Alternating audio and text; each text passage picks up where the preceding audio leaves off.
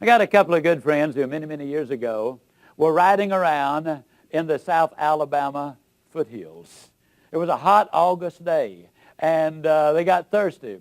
Bernard Haygood was driving. Jimmy Glenn was the passenger. They pulled behind this old abandoned farmhouse, and Bernard hopped out. He ran over, and there was an old pump on the well, and he grabbed the handle, and he started to pump. How many of you have ever used one of these old-fashioned water pumps? Can I see your hand, please? Okay, well, he had just a pumping away, you know it. After about 3 or 4 minutes, he said, Jimmy, better get that old bucket over there and dip some water out of the creek. We're going to have to prime the pump. How many of you know what I'm talking about when I say you got to prime the pump? Well, for you underprivileged non-pumpers, that just means you got to put something in here before you get something out there. Can't you just see an old farmer standing out in the fields in October and saying, Lord, I know I didn't plant a thing this year, but if you give me a big crop this year, I'll plant more than anybody next year. It ain't that way, folks. You got to put something in before you can expect to get anything out. Well, he's just a pumping away. You know, that's hot. It's August. I mean, the question is just how much pumping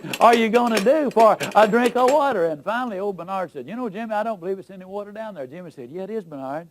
You know, in South Alabama, the wells are deep. And, oh, we're glad they're deep because the deeper the well, the cooler, the cleaner, the sweeter, the purer, the better tasting the water. And isn't that true of life? Isn't it true that anything worth doing is worth doing poorly until you can learn to do it well? We'll never know how much more success we would have had we just had a little more pumping in there, and pump and pump and pump and pump. Well, finally, old Bernard just got disgusted. He threw up his hand. He said, Jimmy, there's just no water down there. Jimmy said, don't stop, Bernard. Don't stop. If you stop, the water's going to go all the way back down, and then you're going to have to start all over.